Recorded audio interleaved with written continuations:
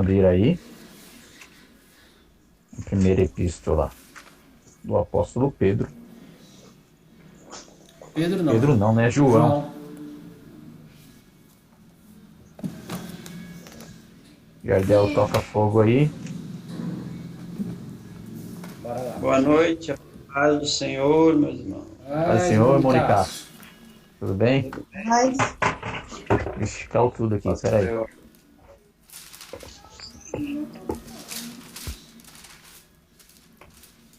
Deixa eu só arrumar aqui o negócio aqui que tá caindo tudo aqui, tá?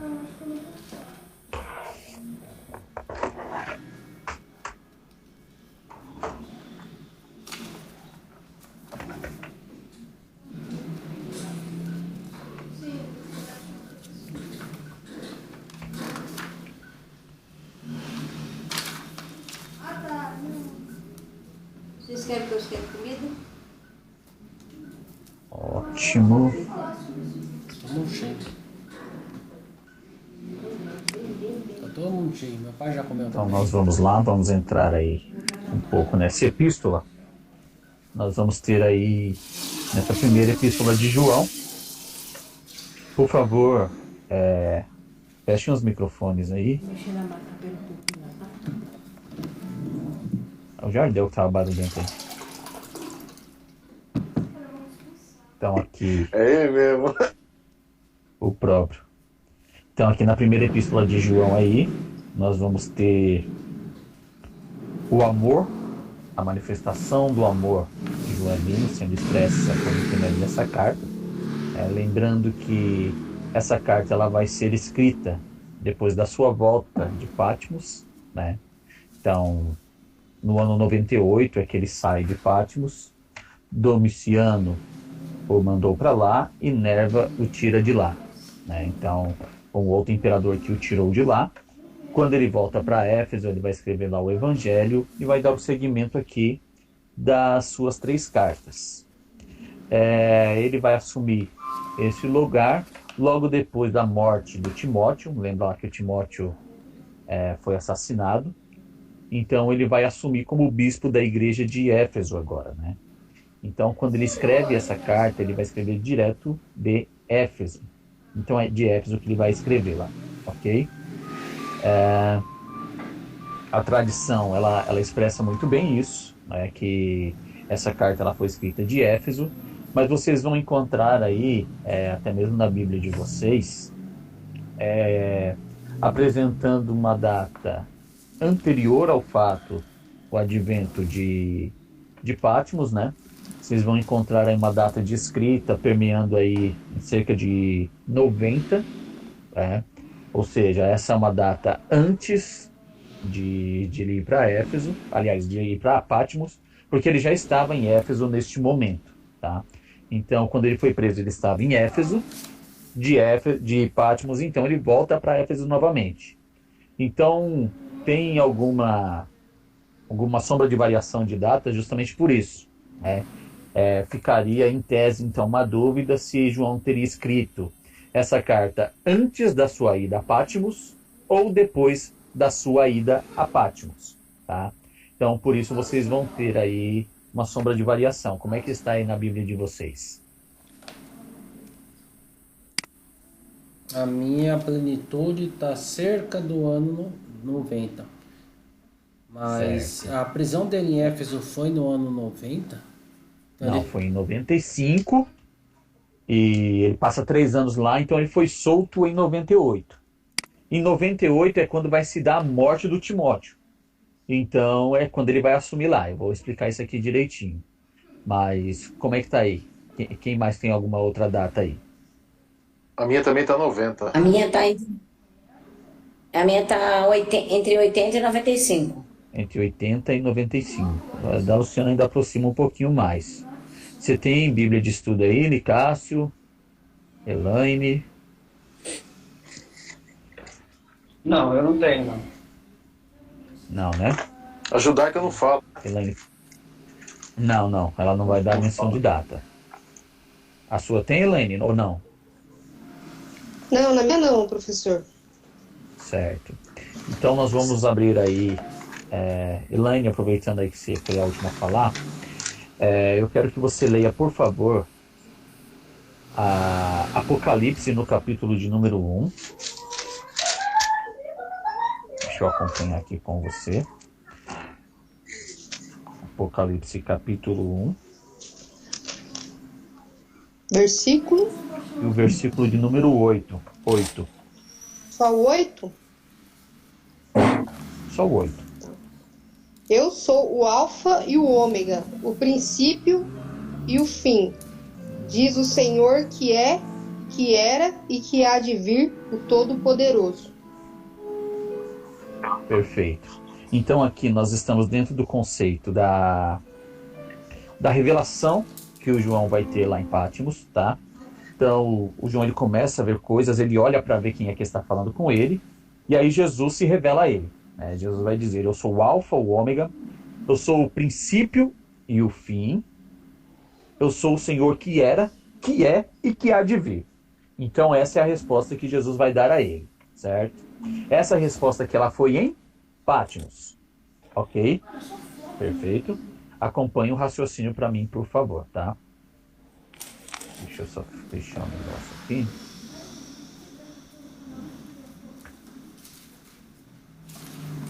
Ótimo. Então, a gente volta para o livro de João. E no livro de João, na carta de João aí, a Luciana vai ler você vai ler lá no Evangelho, Luciana, por favor. No Evangelho? O Evangelho de João. Ah. No capítulo de número 1 também. Ah. Deixa eu chegar lá, peraí.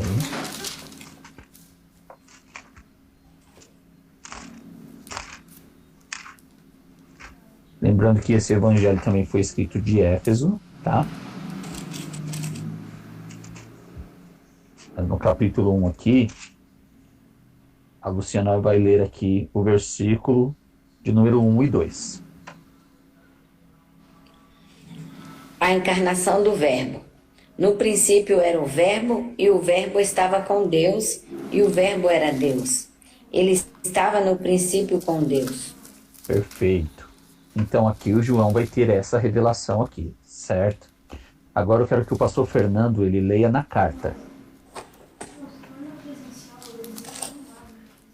A carta de João, nos versículos de número 1 e 2.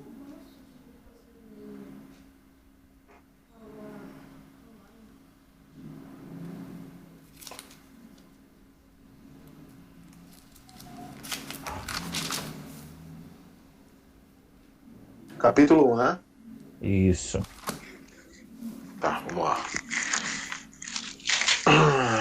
E estava no princípio com Deus. No princípio era o Verbo, e o Verbo estava com Deus, e o Verbo era Deus. E ele estava no princípio com Deus.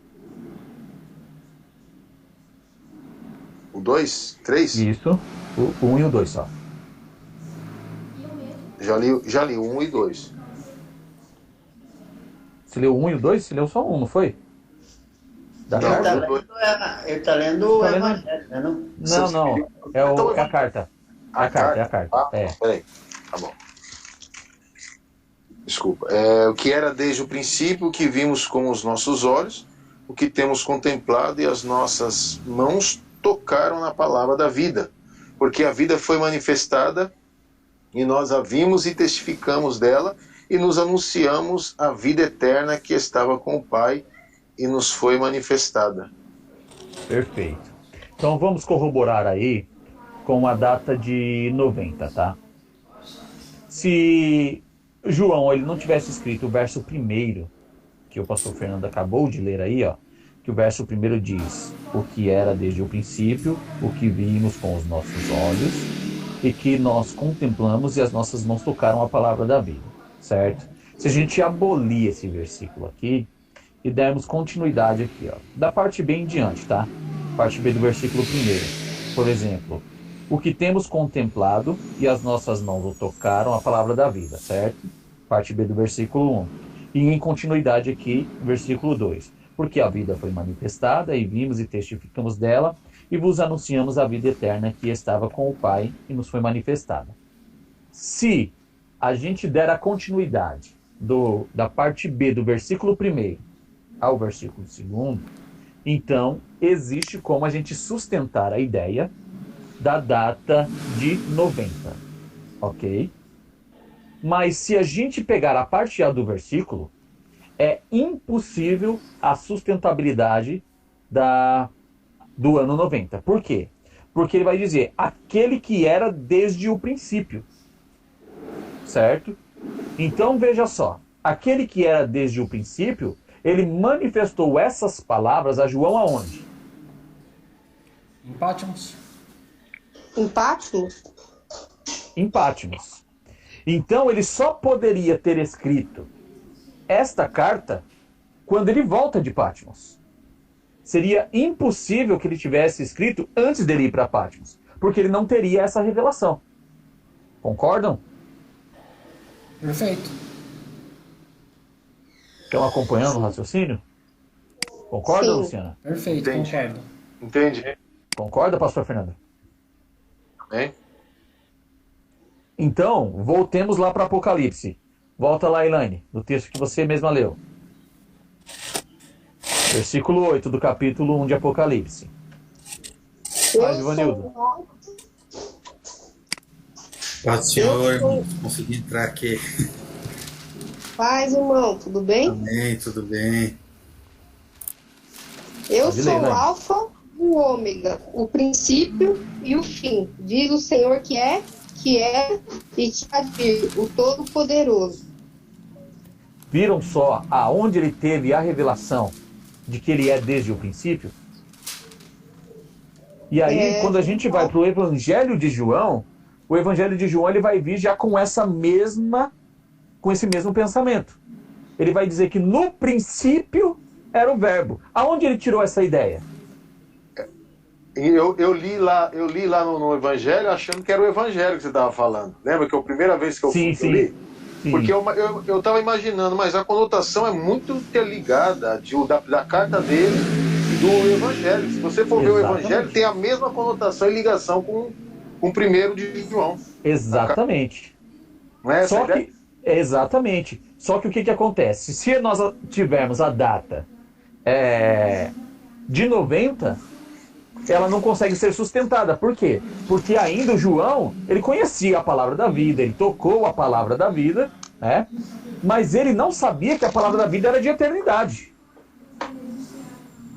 Ele vai ter essa concepção quando ele está lá em Patmos. Então, a partir de Patmos, Jesus se revela para ele dessa forma. Eu sou o que é, que era e que há de vir. Eu sou o Alfa e eu sou o Ômega. Eu sou o primeiro e eu sou o último. O Evangelho de João vai vir nessa mesma tônica. E a Epístola de João também. Então, essa concepção ele teve lá em Patmos. Então, antes dele ir para Patmos, seria impossível ele dizer dessa forma. Então o Evangelho ele é escrito mais ou menos nos anos 85, 80, na década de 80. Não. Ele vai ser escrito em 98 também.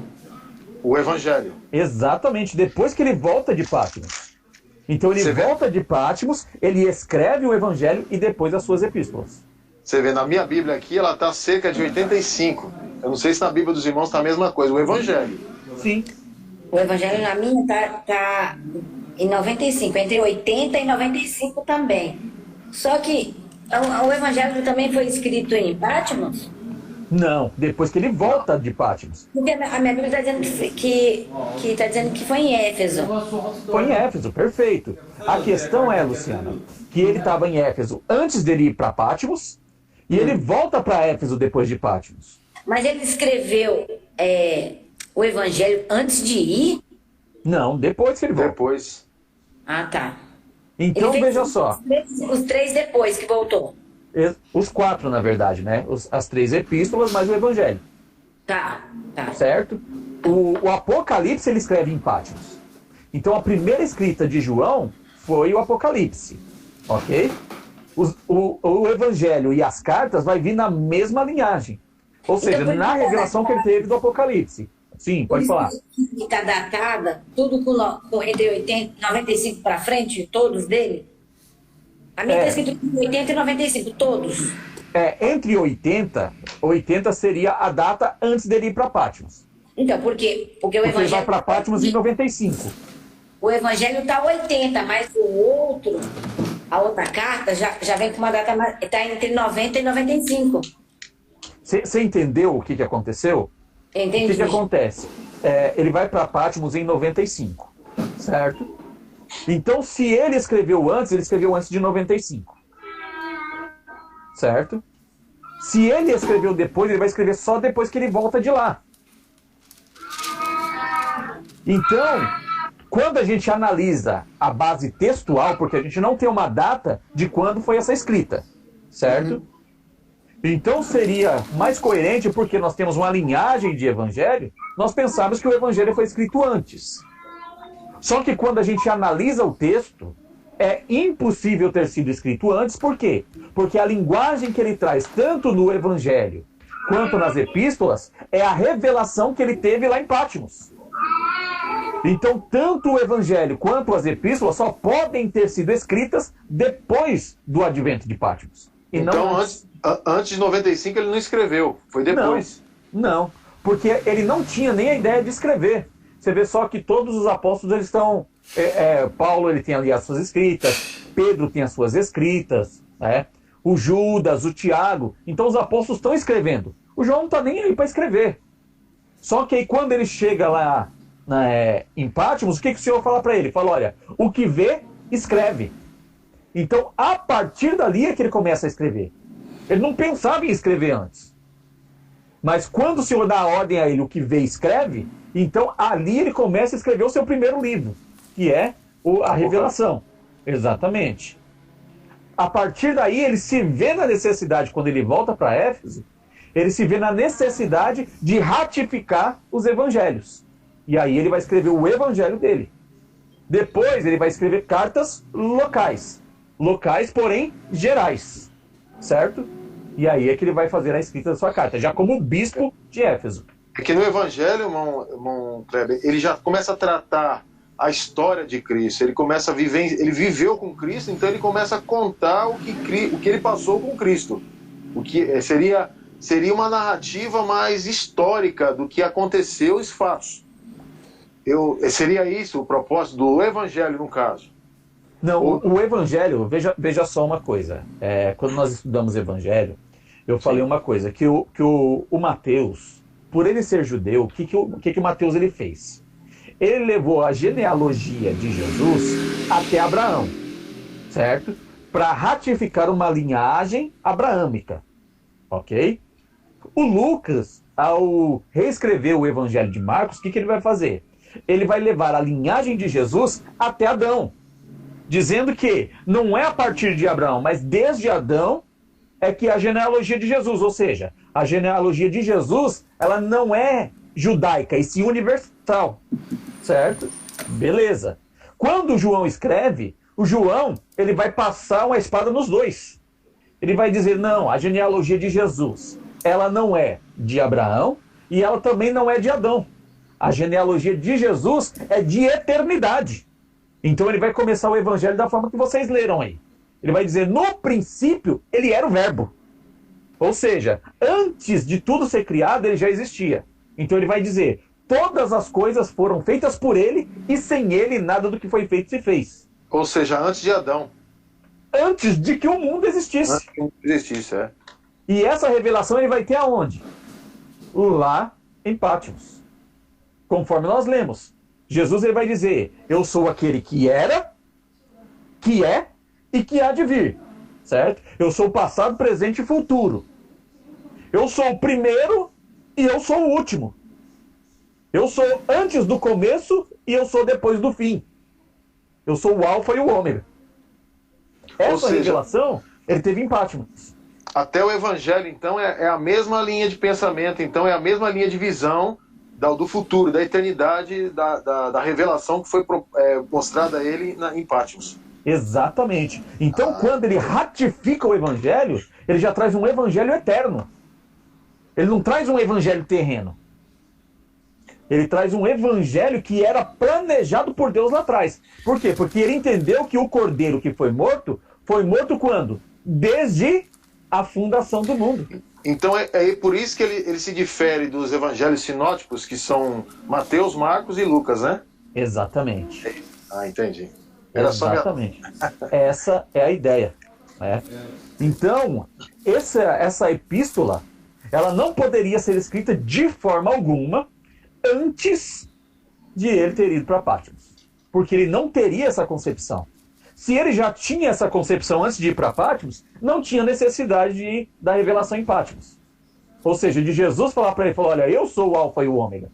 Porque ele já sabia, ele já tinha escrito nos evangelhos, então não tinha o porquê Jesus revelar isso para ele lá. Mas quando Jesus revela isso para ele lá, aí ele vai ratificar no evangelho.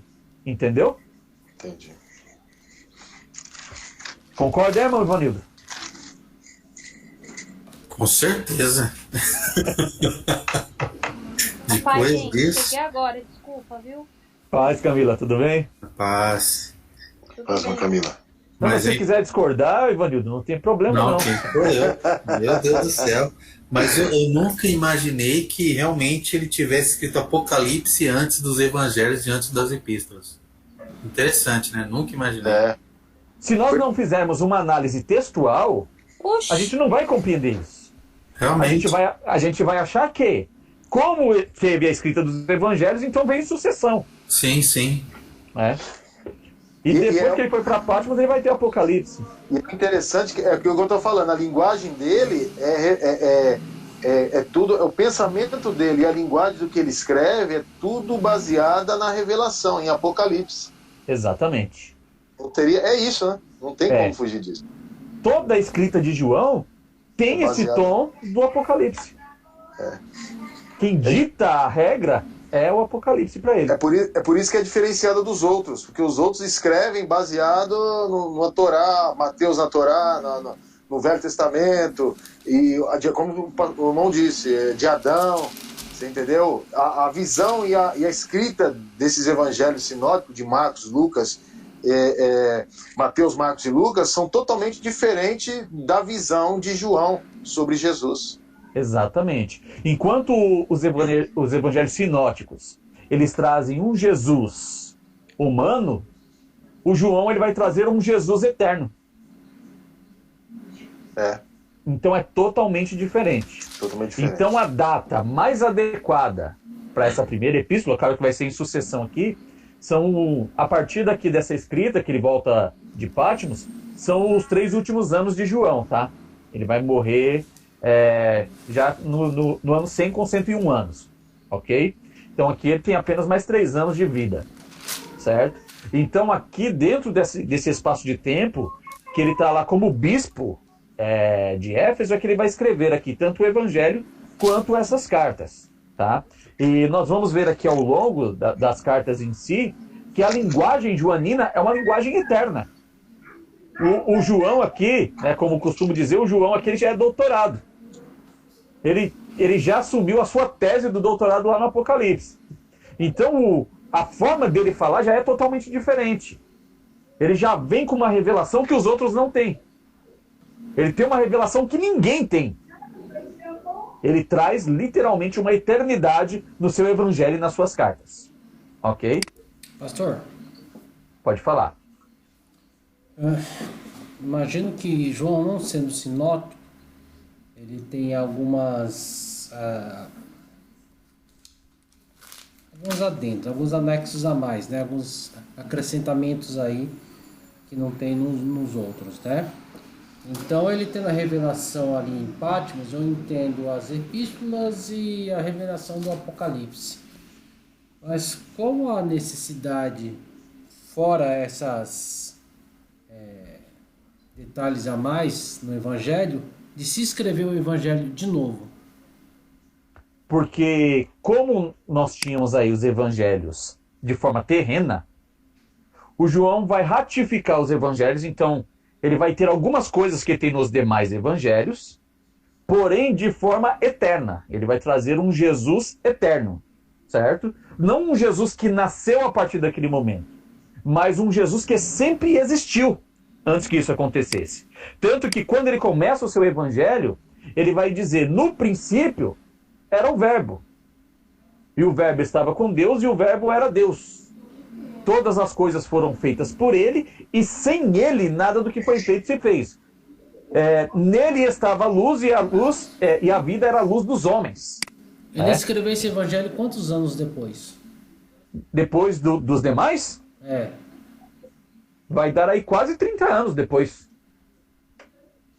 Isso é uma argumentação fortíssima, né? Pra você ver que 30 anos depois, como que a memória dele estaria tão intacta de lembrar os detalhes?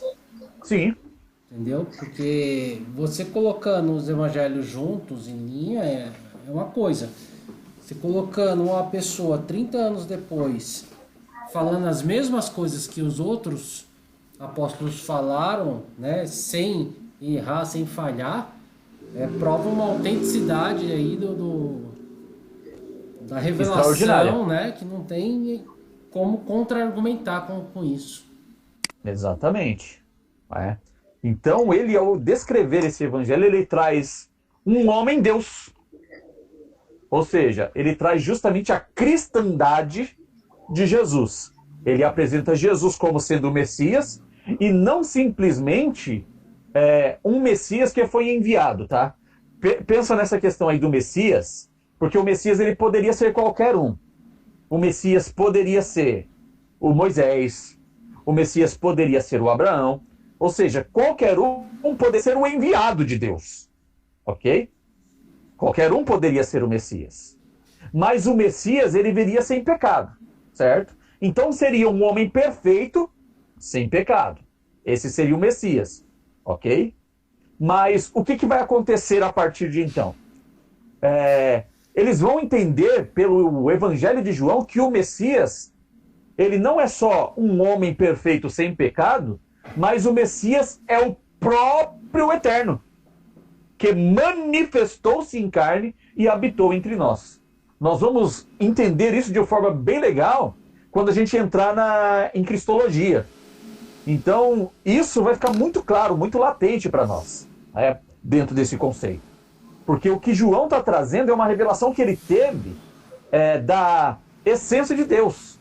Ou seja, ele viu as três formas de Deus. Ele viu Jesus encarnado, ele viu Jesus ressuscitado, certo? E ele viu Jesus glorificado. Ele viu Jesus em glória lá em Patmos. Então ele viu as 3 fases de Jesus. Então quando ele vai escrever dentro de toda essa experiência que ele tem. Então eu costumo dizer que quando ele viu Jesus encarnado, ele teve o bacharel dele. Quando ele viu Jesus ressuscitado, ele teve o mestrado dele. Quando ele vê Jesus glorificado, ele teve o doutorado. Então o Evangelho e as epístolas, ele vai escrever com a forma de doutor. Ele é doutorado agora em Cristologia. Ok? Impressionante. Certo? Agora, Paulo, ele tem uma mesma... A linguagem de Paulo, ela é parecida com a linguagem de João no âmbito da explicação revelada a João, ou distancia de muito? Porque Paulo também foi revelado alguma coisa espiritual, não foi? Sim, existe uma diferença entre um e o outro, porque, como disse o João, ele pôde ver as 3 fases de Jesus. Ele esteve presente nas 3 fases de Jesus. Ele foi testemunha ocular das 3 fases de Jesus, certo? O Paulo, ele ouviu falar do Jesus encarnado. Ele ouviu falar do Jesus ressuscitado. Tanto que ele vai escrever que... Aliás, ele vai ratificar para Lucas que Jesus ressuscitado foi visto por 500 irmãos. Beleza. E o Paulo, ele vai ter uma revelação de Jesus glorificado. Quando ele conhece Jesus, Jesus está em glória já. Então, quando Jesus aparece a Paulo no caminho de Damasco, é um Jesus já glorificado, não é ressuscitado e não é encarnado. Então, a revelação paulina foi diferente da revelação joanina. Então, o céu foi descortinado para João. Para Paulo, Paulo chegou ao 3º céu, certo? Então são revelações diferentes entre um e o outro, ok? Então aqui uma data que seria mais adequada para esse evangelho, essa epístola, seria a data aqui de 98, tá? Seria a data mais adequada, levando em consideração tudo isso que nós acabamos de tratar aqui nesse momento, ok? É subentendido isso? Tranquilo? Claro isso? Maravilha. Então aqui, dentro desse aspecto, nós vamos ter aqui essa manifestação. E o João, ele vai revelar aqui coisas que são extraordinárias. Então vocês vão ter aí no livro de vocês a primeira epístola de João aí, tá vendo? Tem essa página aí da primeira epístola de João. Está escrito aí, a verdadeira vida, certo? Na verdadeira vida nós temos aí uma vida iluminada, certo? Então entende a iluminação.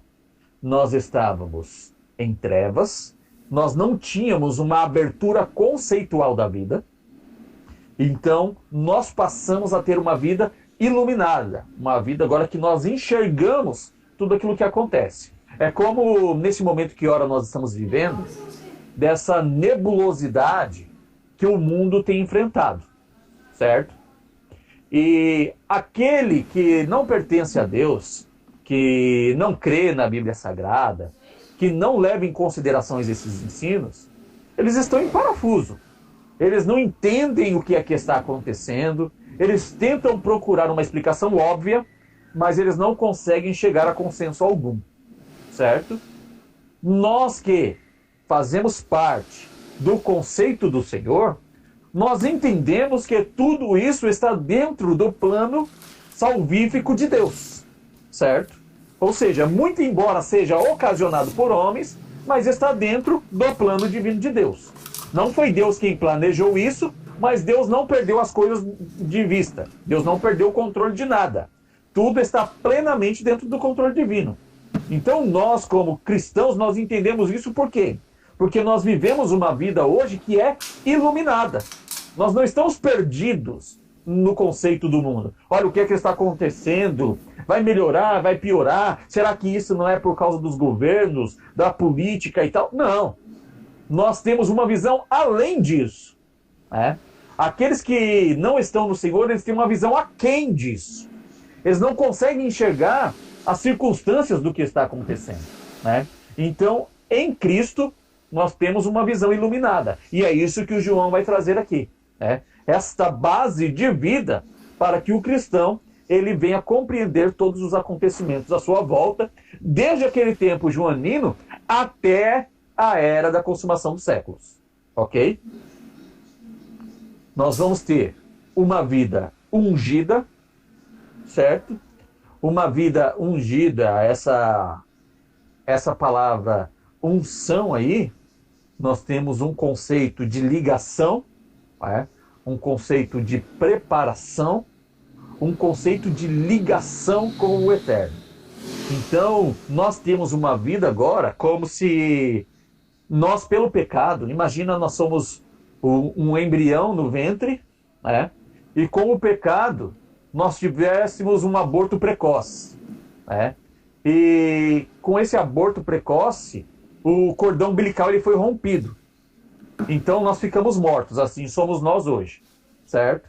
Paulo ele vai usar a terminologia que eu como um abortivo, ele vai usar essa classificação, ou seja, eu era um feto que tinha o cordão umbilical rompido, mas hoje eu estou reestabelecido, ou seja, é como se nós hoje tivéssemos um cordão umbilical restabelecido, como se tivesse feito uma cirurgia e dentro dessa cirurgia nós somos novamente ligados à base alimentar que nós temos, ou seja, o nosso cordão umbilical está restabelecido, então nós estamos ligados ao ungido, nós estamos ligados ao Messias.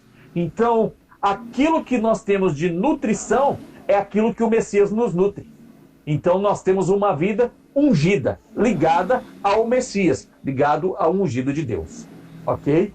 Veja só no que eu falei aqui, para vocês verem o pensamento joanino, como é muito além de todos os demais apóstolos. A revelação de João é extraordinária. É plenamente extraordinária. Ok? Uma vida purificadora.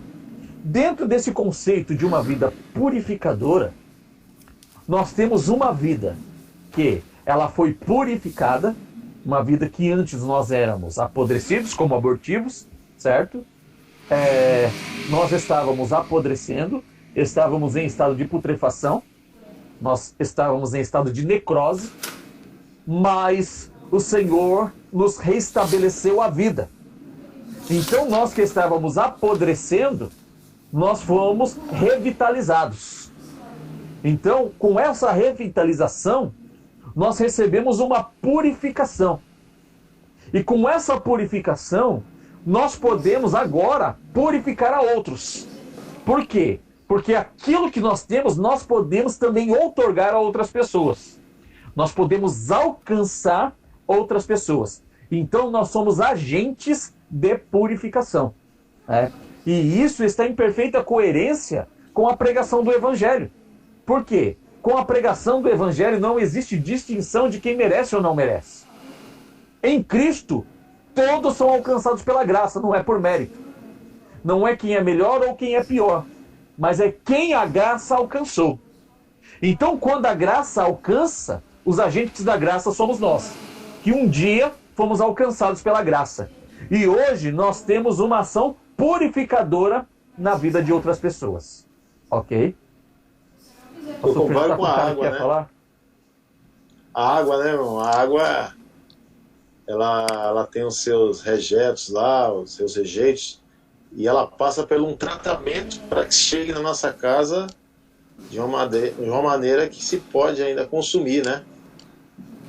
Como o irmão falou, a gente éramos em estado de purificação, em estado de calamidade, e Jesus veio para nos deu um banho, nos limpou e nos tirou daquela imundícia, aquela sujeira, e além de limpar, purificou ainda. Exatamente. Porque a água precisa ser purificada, ela não basta somente só tirar a impureza, ela passa por vários efeitos de tratamento para se purificar e estar dentro da qualidade para se consumir. Perfeito. E aí você vê só uma coisa, né? O que os médicos mais mandam que a gente faça, que nós tomemos água. Então essa água que passou por um estado de purificação, hoje está pura, e ela não só está pura, como ela também é purificadora. Então quando nós a tomamos, nós somos purificados por essa água. É exatamente esse processo que aconteceu com as nossas vidas, né? Nós somos purificadores. É por isso que Jesus fala da fonte de água da vida para aquela mulher, mais ou menos nesse sentido, né? Exatamente. Porque da água que você beber, lembra dessa passagem? Que nunca mais teria sede, e fará uma fonte que jorra para fora, ou seja, os outros vão purificar os outros. Exatamente. A gente só purificado, essa é a ideia, por isso que a igreja é tirada para fora, para dar continuidade a outras pessoas. Exatamente. E é interessante que quem faz menção disso também é o próprio João, né? Desse advento da mulher, né?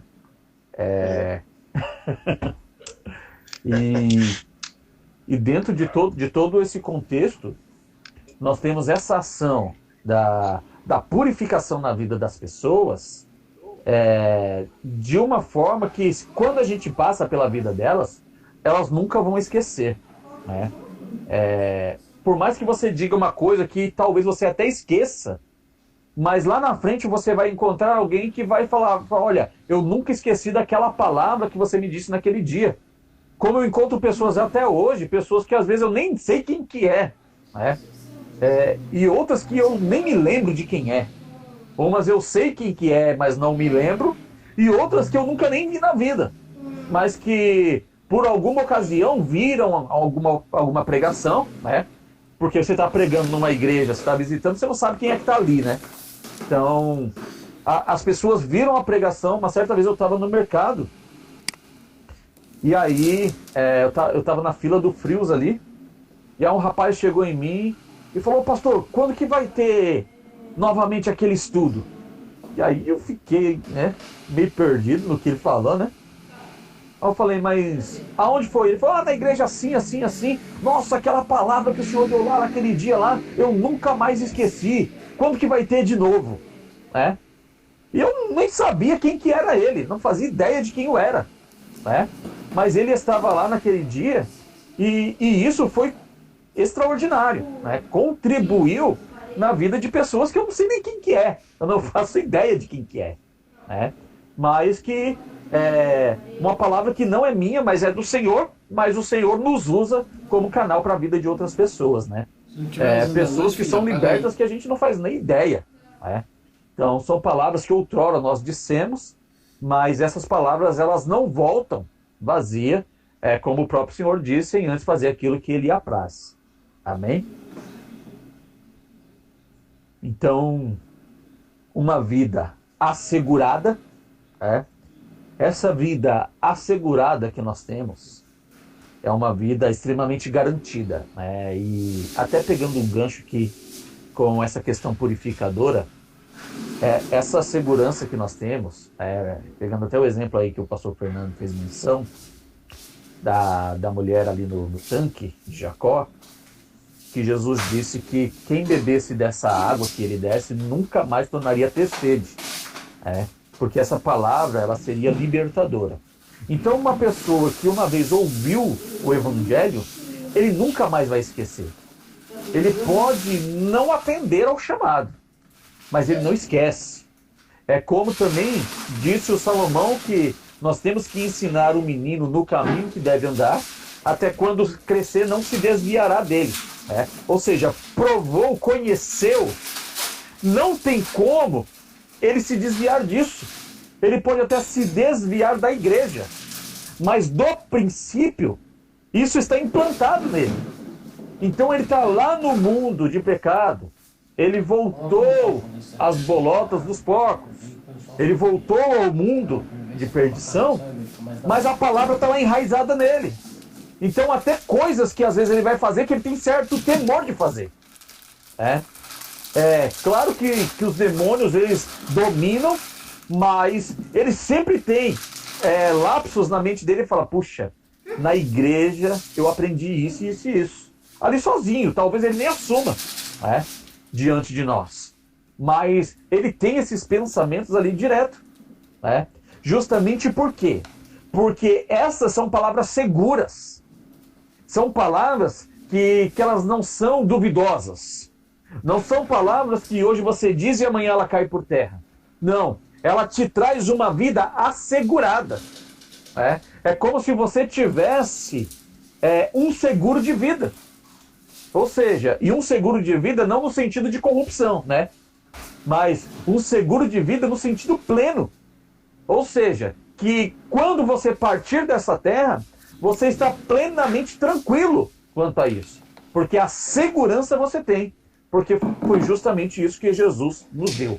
Então nós temos uma vida terrena assegurada na salvação na eternidade. Ok? Uma vida caridosa. Uma vida caridosa, ela vai ser representativo de aquilo que nós recebemos. Quem muito for perdoado, muito é grato. Quem pouco é perdoado, pouco é grato. Mas até mesmo quem pouco é perdoado tem ali um certo grau de gratidão. E dentro desse contexto da gratidão, a gratidão nos leva a fazer a caridade. Ela nos faz exercer o amor. O problema que nós temos hoje é que às vezes alguém esquece do amor que foi alcançado na vida dele, né? Mas quando ele se lembra do tamanho do alcance que foi na vida dele, ele vai ter uma vida totalmente caridosa, uma vida que se preocupa com as pessoas, uma vida que procura tirar as pessoas de uma situação ruim, E tirar de uma situação ruim, não estou falando aqui meramente no sentido do evangelho, tá? Eu estou falando de fazer o bem fisicamente. Ou seja, se você pode fazer o bem fisicamente para alguém, você está pregando o evangelho. Você está exercendo o amor de Deus, né? E como disse Agostinho, nós temos que pregar o evangelho em todo o tempo e quando necessário nós usaremos as palavras, né? Essas palavras que elas são utilizadas, elas serão para ratificar o nosso comportamento. Então, o evangelho, ele nos leva a ter uma vida caridosa. Isso não é forçar para ser caridoso, é automático. Eu não consigo ver alguém precisar da minha ajuda e não estender o braço, me sendo possível, né? Então o evangelho, ele me proporciona isso. Ele me ajuda a fazer isso. Por quê? Porque eu fui iluminado. Nós voltamos ao primeiro tópico, né? Eu fui iluminado e sendo iluminado nunca mais eu volto às trevas, né? Então vocês vão encontrar até mesmo as pessoas lá que estão na sarjeta, estão às margens da sociedade, né? Como em São Paulo aqui nós temos a Cracolândia. Vocês vão encontrar lá todo tipo de obreiro lá na Cracolândia.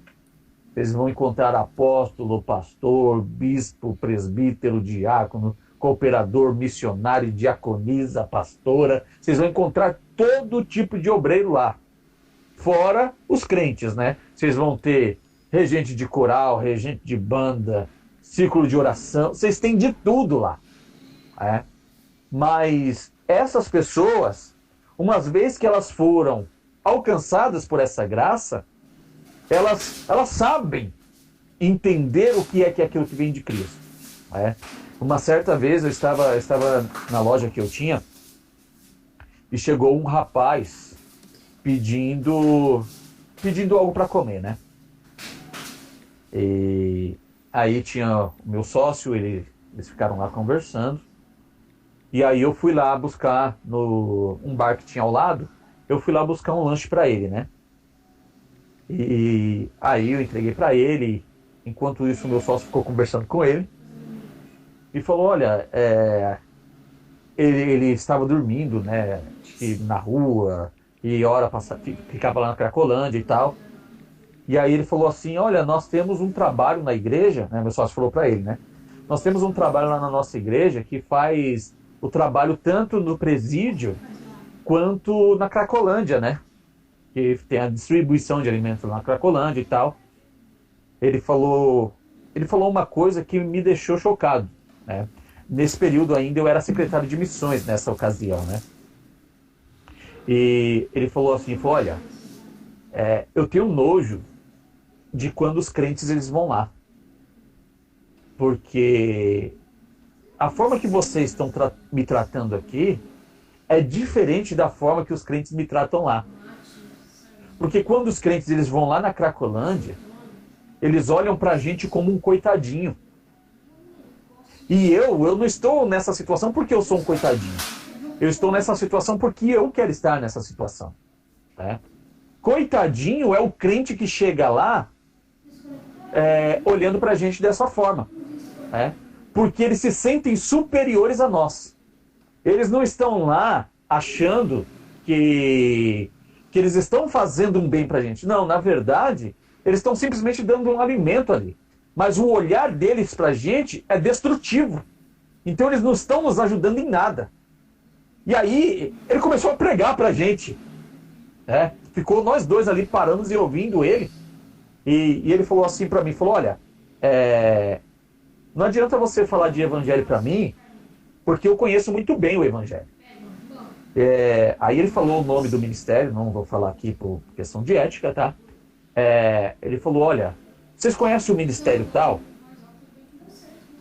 É um ministério famoso aqui em São Paulo. E ele disse assim, olha, o pastor presidente é o fulano de tal, vocês conhecem? Eu falei, eu conheço. Ele falou, então, ele é meu tio. Eu estou fora da igreja hoje por causa dele. Por causa dele, eu não estou na igreja. Mas eu nunca saí do evangelho. Eu estou fora da igreja, eu não estou fora do evangelho. Porque o evangelho que entrou na minha vida é contrário ao evangelho que ele vive lá sendo pastor presidente. Bom, ele falou coisas ali que foi muito forte mesmo. Né? Por quê? Porque o evangelho entrou na vida dele. E aquele evangelho que entrou na vida dele não tinha coerência com o evangelho que ele ouvia lá na igreja. Era um evangelho que era totalmente contrário àquilo que ele entendeu do evangelho da Bíblia. E olha que o evangelho que ele estava pregando era o evangelho correto. Quem estava com a verdade era ele. E ele disse lá, eles não vivem o evangelho. E sabe por que eu estou hoje na rua? Porque toda a minha família ficou do lado dele. Então, eu resolvi sair de casa, porque eu não vou coabitar com isso. Então hoje, se eu morrer, eu não sei se eu vou estar com Jesus. Não sei, porque eu sei que eu preciso estar numa igreja. Mas eu vou dizer uma coisa para vocês. Que o evangelho ele nunca saiu de mim. E eu procuro fazer aquilo que o evangelho manda. Se eu vou ser salvo, eu não sei. Mas eu procuro fazer aquilo que o evangelho manda. Irmãos, ele arrebentou ali. Foi uma pregação ali de congresso, né, que ele pregou naquele momento. Justamente por quê? Porque aquele que é alcançado pelo evangelho, ele sabe o que o evangelho proporciona. E ele diz assim, que enquanto ele está lá na Cracolândia, ele pode estar com fome, mas se tiver um companheiro do lado dele, ele vai dividir com o companheiro. Ele não vai comer e o companheiro que se vire. E ele disse, na igreja não tem isso. Irmãos, ele arrebentou mesmo, de verdade. Ele falou todas as verdades que ele precisava dizer, ele colocou para fora ali. Foi até, acho que, terapêutico para ele ali naquele dia. Né? E justamente isso, porque quando o evangelho entra, te leva a ter uma vida caridosa. E ele disse assim, falou, olha, o que vocês fizeram por mim aqui, eu nunca mais vou esquecer. E eu vou falar para vocês que se eu sei que eu nunca mais vou ver vocês. Aí não sei o que ia acontecer na vida dele, mas ele disse, eu sei que eu nunca mais vou ver vocês. Mas pela conversa que a gente teve aqui, se Deus me direcionar para a igreja de vocês e for como vocês, o pessoal de lá, eu congregaria na igreja de vocês. Mas voltar para onde eu estava, eu não volto nunca mais. Não volto nunca mais. Porque lá é totalmente contrário do que a Bíblia diz. Não que não tenha palavra, irmãos, mas é que as bases são outras. Isso é muito perigoso. Porque qualquer um tá sujeito a isso, entendeu, pastor? Quando eu escuto essas coisas assim, eu fico com... Não é com medo, sabe? Mas eu falo, Deus, eu preciso me revestir mais. Porque por mais que a gente conheça a palavra, você vê, ele conhecia a palavra. Né? Eu fiz a obra do sopão algumas vezes lá na Atalaias e eu voltei, eu achando, né, na minha inocência, a primeira vez que eu fui, que eu ia ajudar alguém. Na verdade, eu que fui ajudada. Porque você olha situações assim precárias. Desde a pessoa que não tem aonde morar mesmo, ela foi pra rua porque ela não tem onde morar. Desde uma senhorinha que era aposentada, o filho roubou o cartão da aposentadoria e abandonou ela lá no centro de São Paulo e ela morava numa calçada. E também tem os pastores, os presbíteros, os advogados, pai que sai gritando pelo filho, filho, volta que eu te dou um carro, pessoas de alto padrão. Então, assim, ali não tem uma separação, não tem melhor nem pior, é tudo igual. Né? E a gente está sujeito, qualquer um está sujeito a isso. Porque hoje, cada dia mais o evangelho vai de um jeito que as pessoas se movimentam por dinheiro e por barganha. Então, tudo é o que me interessa, né? Não é esse evangelho genuíno. E cada dia mais tende a gente estar mais longe disso, né? Pois é. Por isso que nós precisamos estar arraigados naquilo que a palavra diz, né? Esse rapaz, ele poderia ter procurado um outro ministério, né? mas a revolta dele foi tão grande mediante ao ministério que eles eram, né? É um ministério grande aqui em São Paulo, tá? É um ministério grande mesmo. Famoso também, inclusive, né? E a família dele ficou contra ele. Então, por isso que ele escolheu ir para a rua. Porque toda a família dele ficou contra ele. Mediante a situação que aconteceu, não sei qual foi a situação, mas conforme o que ele disse, né, que eu vou trabalhar aqui com as informações que ele deu, né, conforme o que ele disse, era que eles brigaram, ou seja, eles se divergiram por causa da palavra. Né? Não foi por aquilo que eu quero ou aquilo que você quer, mas por aquilo que a palavra é, que não estava sendo expresso. Então, a família dele ficou contra ele e ficou contra o pastor que era poderoso, ficou a favor do pastor poderosão. Né? Então, por isso, ele escolheu ir para a rua. Né? Você quer falar, Jardel? Você ia falar aí? É um contraponto. Talvez essa pessoa aí, com quem, né, se expressou tão fervorosamente, fosse se encontrar melhor no espiritismo, porque lá as obras, né, elas praticadas, traz ali um conceito de se sentir melhor com isso. Né? Conheço pessoas que tem nada a ver com o evangelho, nem gosta de crente, já começam a narrativa deles falando que não gosta de crente, mas se acham melhores do que os crentes justamente porque divide o pão deles, ou porque faz uma obra, ou porque vê um bêbado na rua, ajuda o bêbado a caminhar, a atravessar, entendeu? Então, ele sendo conhecedor, como diz que é, e não praticante, né, ele está com aquela palavra da Bíblia, ele está com a casa dele em cima da areia. Ele ter tanto embasamento só pesa mais ainda no conceito contra ele mesmo. Porque tem pessoas assim, bem próximas, inclusive, até comentava com minha mãe aqui, que ela era da igreja aqui da minha mãe, aí ela usa a seguinte argumentação: para mim ficar pecando na igreja, eu prefiro ir para o mundo, pelo menos lá eu peco no mundo, né? Então foi a argumentação que ela arrumou, a desculpa que ela arrumou. Então, assim, quer dizer, ela enxergou que alguém estava em erroneidade e ela falou: na igreja ninguém é santo, para mim viver uma vida que nem essa pessoa vive, eu prefiro viver no mundo, né? Então, na minha opinião, eu acho que é só um pensamento reconfortante, né? Porque se a pessoa estiver embasada mesmo no conteúdo da palavra, ela precisa levar em consideração outros aspectos, né, do evangelho, que não seja simplesmente a caridade, né? A começar do perdão, o amor ao próximo, né? Entender que na igreja são humanos, não são santos, né? São pessoas glorificadas, tal, entendeu? Então, muito ouço o pessoal rebater os evangélicos dessa maneira, né? Às vezes eles até acham que o evangélico é de uma certa maneira soberbo, né? Mas isso vindo de uma pessoa que não conhece a palavra, a gente entende. A pessoa que conhece a palavra, a gente percebe que o evangelho que foi aplicado, que ele entendeu, não está tão dentro. Porque por conhecer, o diabo também conhece, só não pratica. Sim. E ele conhece profundamente muito mais do que a gente, né? Sim. É só um contraponto. Tá, eu não sei se eu me expressei bem em referência a ele.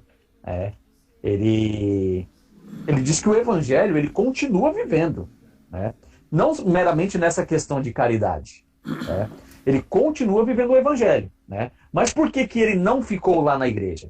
Ele não ficou lá na igreja porque ele foi excluído da igreja, né? Então o pastor dele, que é o tio dele, ele tinha o poder na mão, né? Então ele usou do abuso do poder e excluiu. E toda a família ficou do lado do poder, né? E por isso ele foi para a rua, né? Mas ele disse que o evangelho nunca saiu dele. Então ele vive o evangelho onde quer que ele esteja. Ele disse: eu não sei se eu vou ser salvo porque eu não estou em uma igreja. Né? Eu não estou me congregando em uma igreja. E eu entendo que eu preciso estar numa igreja. Mas o evangelho eu continuo vivendo. Né? Então, eu estou, por mais que eu esteja lá na Cracolândia, como disse ele, né? Eu não estou lá me drogando, eu não estou lá bebendo e nem tampouco me prostituindo. Né? Eu sei o que é o certo e o que é errado. Né? Eu estou lá porque eu não tenho um lugar para morar. Por isso eu estou lá. E, para voltar para a casa da minha família, é incabível, mediante o que eu passei. Claro que ele precisa ali de uma cura dentro desse contexto do perdão, né? Mas, segundo o que ele disse, o evangelho ele continua vivendo, né? Ele não está simplesmente, ele conhece o evangelho e ele não vive o evangelho. Não, ele conhece o evangelho e ele vive o evangelho onde quer que ele esteja. Não porque ele vai viver o evangelho porque ele está dentro da igreja, mas aonde que ele está, ele continua vivendo o evangelho. Ok? Você ia falar, Camila? Pode falar. Não, no caso aí não é questão dele ter ido pro mundo. Na verdade, ele foi oprimido dentro da própria igreja e se convidou-se a se retirar porque ele não estava ali participando das mesmas coisas que a família dele estava. Uhum. E isso é muito difícil, porque quando a gente olha para nossa família e a família mesmo, que querendo ou não, a gente faz a nossa família igreja, a gente faz a nossa família, às vezes ela é falha, né? É onde ela tem que abraçar, ela afasta mesmo. Porque todo mundo é dono da verdade, né? Então, nesse caso aí, eu entendi, pelo menos é o que eu entendi, né? Que a própria família, como cristãos, né? Principalmente, eles preferiram procurar ali a barganha, né? Aceitar o que a família estava fazendo de errado. E pelo fato dele não concordar, ele foi convidado a se retirar. Porque como que ia estar no mesmo lugar se não concordava, né? Exatamente. Foi um caso de quem puder mais chorar menos. Se, assim, levando por base o conceito de que ele foi injustiçado, então ele estaria em injustiça, né? Sem cometer aí a corrupção a ele oferecida, então ele estaria no caso de injustiça. Ele não se enquadraria naquela passagem que está, eu acho que... Bom, não sei onde está. Que fala que o justo não mendigará o pão? Sim, sim. Tanto que, por mais que ele esteja na rua, ele vem sendo sustentado. Então, por mais que ele esteja em um estado de rua, ele vem sendo alimentado. Ou seja, sempre o Senhor prepara alguma situação para que ele seja alimentado. Então, foi uma coisa que ele mesmo expressou também, que Deus nunca desamparou ele. Por mais que ele estivesse na rua, e a família desamparou ele, e ele ainda fez citação de Isaías, ainda que uma mãe se esquecesse do seu filho que amamenta, Deus todavia não se esqueceria dele. Ele fez menção ainda do texto de Isaías, 59, e dizendo que Deus jamais o desamparou. Por mais que ele estivesse na rua, Deus jamais o deixou desamparado. Justamente entendendo ele que ele está sofrendo aquilo por amor à palavra. Então, mas aqui a gente acabou saindo fora aqui do foco em si, porque o foco em si é quando nós conhecemos o Evangelho em essência, não é um lugar que nos motiva a fazer o que é o certo. Não é estar na igreja que nos motiva a fazer o certo. O Evangelho é que nos motiva a fazer o certo. Ou seja, onde quer que eu esteja, eu estou na frente do pastor ou não, eu sou motivado a fazer o certo. Então, essa caridade é o alcance que Cristo teve na minha vida. Então, ele vai ser a expressão literal de uma vida. Ou seja, os agentes regedores de uma vida verdadeira é justamente o Evangelho que proporciona isso na vida de cada um de nós. Ok? Perfeito. Então, o outro aspecto joanino aqui é uma vida vitoriosa. O senhor queria falar, pastor Fernando? Eu só te orientava. Muita manteiga, assim. Então só o Jardel, a Luciana e o Fernando que falam. Vocês querem falar alguma coisa? Podem falar aí. Quer falar, Luciana? Quer falar, Nicásio? Só tô ouvindo.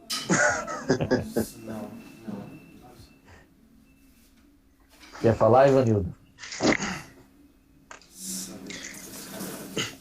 Chegou alguém lá na minha igreja, lá, um casal, que eles foram expulsos da igreja. Por isso que eu fui da igreja. Eles estavam já decididos a voltar para o mundo. Eles falaram, não tem mais jeito, eu vou sair da igreja. Chegaram lá, explicaram a situação. A gente não omitiu o erro, porque a gente também não pode... Tem que ajudá-lo.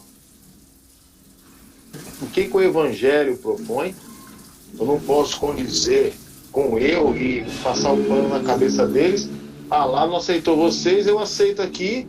Vou passar a mão na cabeça de vocês, mas vocês estão certos. Pode vir para cá demais. Jamais eu vou fazer isso. O que é errado continua sendo errado, o que é pecado continua sendo pecado.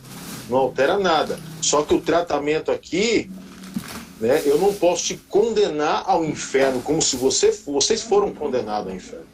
Alguém lá dentro chegou e condenou eles ao inferno. Vocês vão para o inferno. Vocês não é justo nem de chegar aqui. Expulsaram eles de lá. E eles chegaram, pastor, eu tô assim, quebrado, irmão. Então, e aí o amor? Onde está o amor? É o que João fala aqui, ó. São as lições que ele nos dá aqui, ó. Caridade. Onde está o amor agora, neste momento?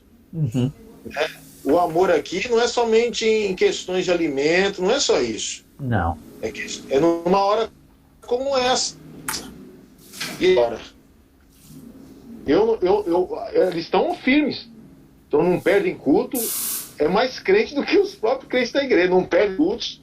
E eu cada dia chamo eles, esse casal, faço uma oração por eles, aconselho eles, falo, olha, é assim, assim, assim. O evangelho fala desta maneira, assim, assim, assim.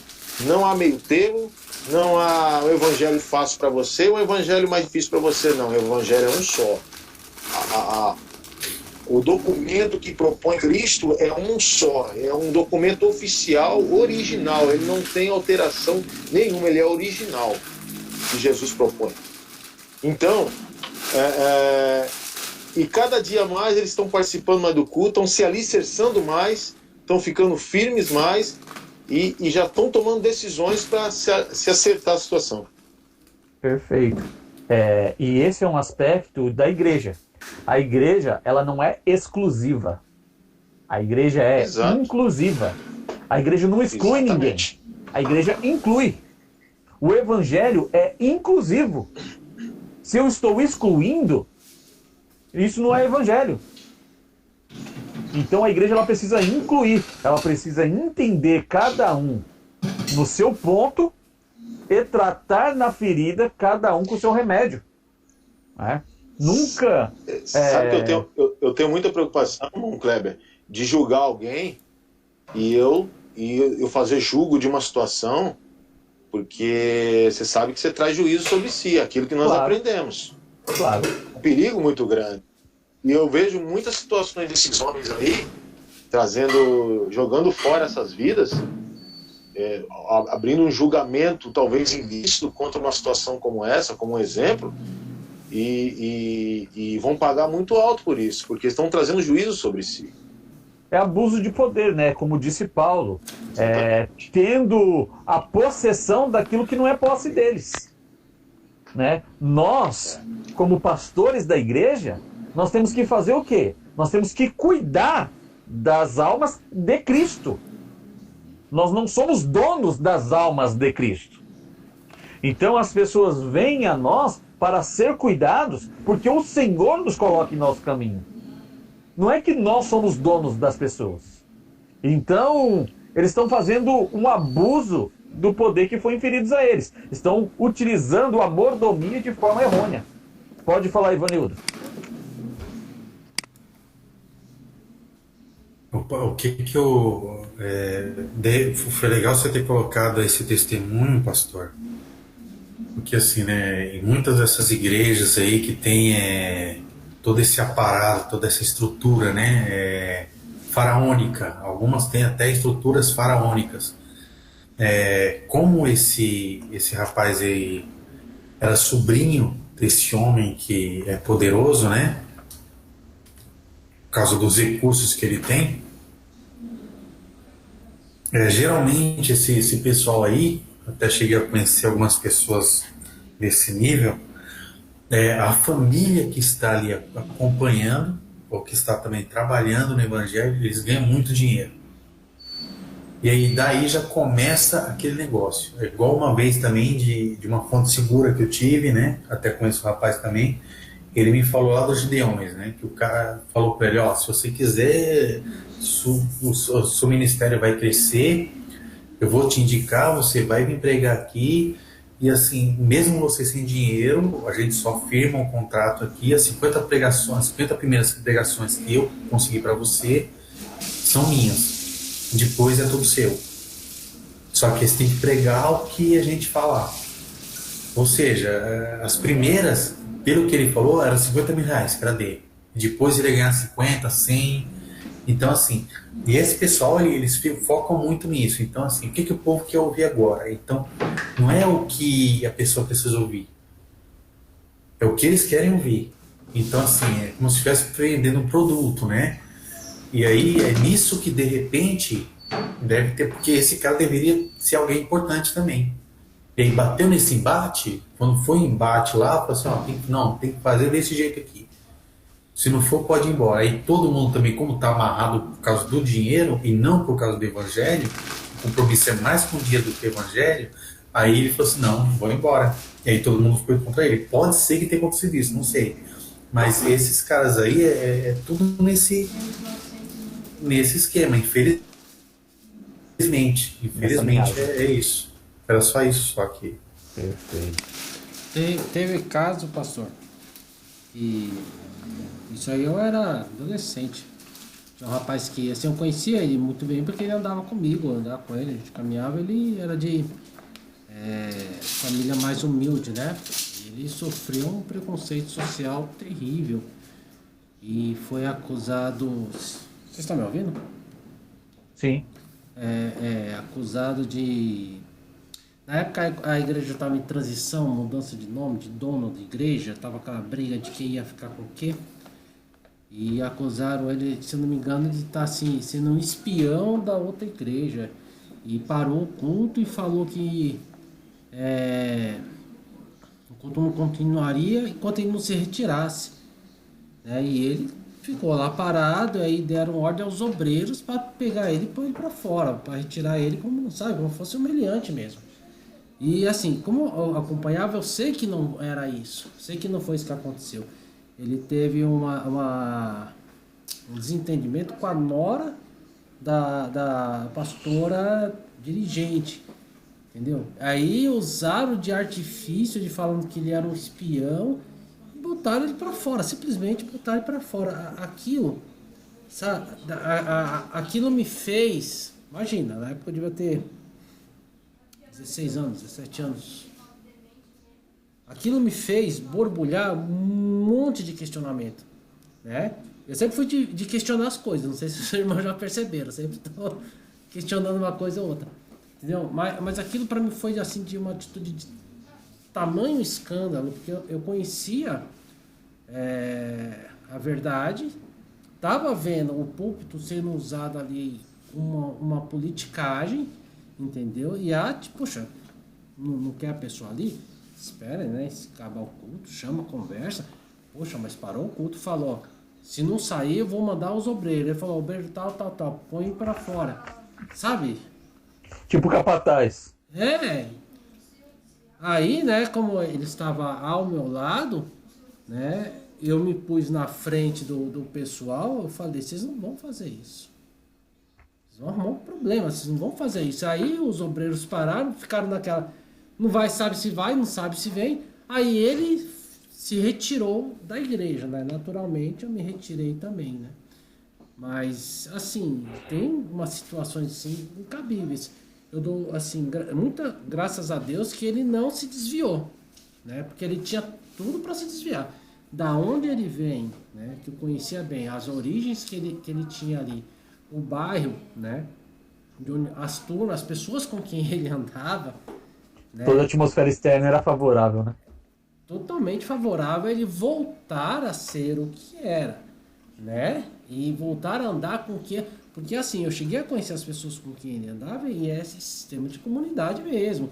Um amigo do outro, um respeita o outro, um cuida do outro, né? Eles são bandidos, mas são meu amigo, é mais ou menos assim. E graças a Deus ele não se desviou, ele foi para uma outra denominação. 2 anos depois se tornou líder dos jovens lá e nunca mais saiu do evangelho, sabe? Eu fiquei muito grato a Deus ter guardado a vida dele nesse sentido. Mas existem absurdos assim que, assim, eu contando, eu sei porque eu vivenciei, eu tava lá. Né? Mas existem umas coisas que acontecem que imagino eu que a gente nem faz ideia do que acontece por aí mesmo, né? De fato. Muitas coisas que acontecem por falta de um verdadeiro encontro com o Evangelho, né? Como o João está tratando aqui, ele está falando de um Evangelho verdadeiro, de um Evangelho genuíno, um Evangelho que entra na nossa vida para nunca mais sair, né? Então é daquela água, como disse o pastor Fernando, é aquela água que a gente bebe e a gente nunca mais tem sede. A gente conhece aonde tem a fonte daquela água. E é uma fonte de princípios que vai reger uma vida inteira, né? Então, por mais que se esteja numa situação de corrupção, e essa situação de corrupção ela pode ser de diversas formas, né? Ela pode ser uma corrupção na empresa, uma infinidade de coisas podem ser, né? Mas desde que os princípios do Evangelho arraigados, a pessoa ela vai viver uma vida diferente, né? E aí, esses princípios do Evangelho, eles podem até de imediato fazer com que você sofra, fazer com que eu sofra, né? Sofremos perseguições, sofremos situações adversas, naturalmente, né? Mas uma coisa que é certo, a gente entra até no tópico seguinte, que o Senhor ele sempre vai conceder a vitória. Por quê? Porque como está expresso no Salmo 37, quando Davi ele diz, né, que o Senhor fará a sua justiça, ou seja, a justiça ela é pautada na justiça divina, porque naturalmente nós não somos justos, mas o Senhor fará com que a sua justiça, ou seja, o seu emprego de força para fazer o que a palavra diz, né, a sua justiça sobressairá como a luz ao meio-dia. Ou seja, ela vai sobressair entre os ímpios. Vai aparecer quem que é o certo e quem que é o errado. Ou seja, a injustiça, ela não será injustiça para sempre. O Senhor mostra que a injustiça é injustiça. Por quê? O Senhor só vai mostrar aquilo que é. Se eu sou verdadeiro, o Senhor vai mostrar que eu sou verdadeiro. Se eu sou falso, o Senhor vai mostrar que eu sou falso. O Senhor só vai mostrar o que é. Isso é justiça, né? Então, se nós estamos dentro desse aspecto da justiça, nós teremos sempre uma vida vitoriosa. E é isso que o João vai trazer. Que aqueles que estão arraigados na palavra, eles sempre são vitoriosos com todas as situações de perseguição, com todas as situações de adversidade, com tudo que advenha neste mundo que for adverso à palavra, o Senhor nos fará vencedores em todos esses aspectos. Ok? Nicásio, quer falar? Não aguenta, filho. Então, nós vamos ter aqui uma vida confiante, para terminarmos aqui essa sessão desse pequeno esboço de João. Né? Essa confiança, ela nos leva a confiar cegamente, né? Ou seja, confiar cegamente não é, eu não sei o que está acontecendo, mas eu me entrego. Não é isso que é confiar cegamente, tá? Confiar cegamente é se entregar de todo. Eu só me entrego de todo porque eu compreendi o que é o Evangelho. Ou seja, eu não me entrego na mão de ninguém. Eu me entrego nos braços do Evangelho. Ou seja, eu sou entregue ao Senhor. E o Senhor é quem me ampara. Então eu não sou entregue na mão de A, de B ou de C. Eu me entrego cegamente ao Evangelho.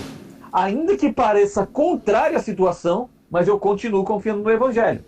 Então, é mais ou menos, muito embora não tinha evangelho ainda nessa época de Jó, mas ele diz o seguinte: ainda que ele me mate, nele eu confiarei. Como disse o Misael, Ananias e Azarias, ele vai dizer: ainda que nós pereçamos, nós não adoraremos a estátua de ouro.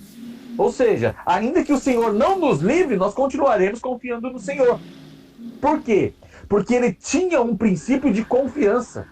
E essa confiança é quem garantia o resultado final dele. O Daniel, da mesma forma. O Daniel diz: olha, vocês podem me lançar na cova, mas eu não vou negar o meu Deus.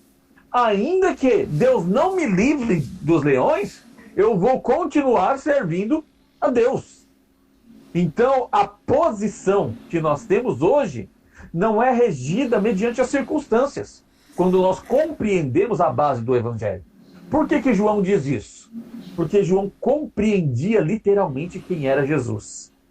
Ele sabia quem era Jesus. Não era um Jesus meramente humano, mas um Jesus humano que expressava o amor a quem quer que fosse. Um Jesus humano que sabia compreender a debilidade daquele que está em defasagem. Um Jesus que olhou para uma mulher que estava em pecado, que foi trazida diante dele, mas Jesus compreendeu as causas pela qual aquela mulher estava sendo levada ali. Um Jesus que consegue entender as mazelas de cada um. E é esse Jesus que o João está falando. E ele diz: olha, e o mais extraordinário nesse Jesus humano, que agia dessa forma, é que esse Jesus humano, ele é Deus. Então, quando a gente olha para Deus, a gente vê um Deus que ele não suporta o pecado. E quando Deus não suporta o pecado, nós olhamos para Deus como um Deus vingativo. Olha, você está em pecado, Deus vai te matar. Deus vai pesar a mão em você, que é um dos jargões evangélicos que nós sempre ouvimos. Deus vai pesar a mão em você. Que Deus é um Deus de vingança. Que Deus é um Deus de destruição. Que Deus é um Deus que, se você não servir Ele vai te mandar para o leito hospitalar. Que Ele vai te mandar para a cova. Olha, a cova está aberta se você não quiser servir a Deus. Então, nós aprendemos a enxergar o Deus de forma vingativa. E o Deus que o João traz é totalmente inverso disso. É um Deus que consegue compreender o porquê que nós erramos. Ele consegue compreender a nossa debilidade. Ele consegue entender a nossa fragilidade. E por isso é que ele nos dá a chance de tentarmos de novo. Então, esse Jesus que o João ele traz é um João totalmente diferente daquele Jesus que era expresso de todo o resto. Ou seja, um Jesus amoroso, um Jesus piedoso, um Jesus cuidadoso, um Jesus que te entende, um Jesus que te ampara, que te sustenta. Esse Jesus é o Jesus que João ele vai apresentar por intermédio do amor. Amém até aqui? Chamar Policarpo. Não é? Policarpo é um grande exemplo disso, né? Pois é. Você vê só um excelente discípulo dando continuidade no ensino do seu mestre. Eu não sei se eu contei para os irmãos, eu passei o filme na igreja. Eu não sei se eu falei com o irmão Kleber. Eu falei. Sim, falou para mim. Irmão? Mas acho que na sala você não falou, não. Eu passei esse filme, depois que nós assistimos, eu orei a Deus, Senhor, eu vou passar esse filme. Estava aquilo no meu coração, eu falei, vou passar esse filme para a igreja. Aí reuni os irmãos um dia, a gente tem um projetor lá, né? Fica tudo amplo, mais amplo. Aí liguei na sonorização da igreja, os técnicos lá, os irmãos lá que mexem nessa parte aí, informática e tudo aí. Irmãos, abaixa o filme, nós vamos assistir esse filme, eu quero passar para a igreja. Aí eu fiz um convite para o pessoal convidar os seus familiares, pessoas não crentes. A igreja veio bastante pessoas não crentes. E naquele dia, uma alma se rende aos pés de Cristo.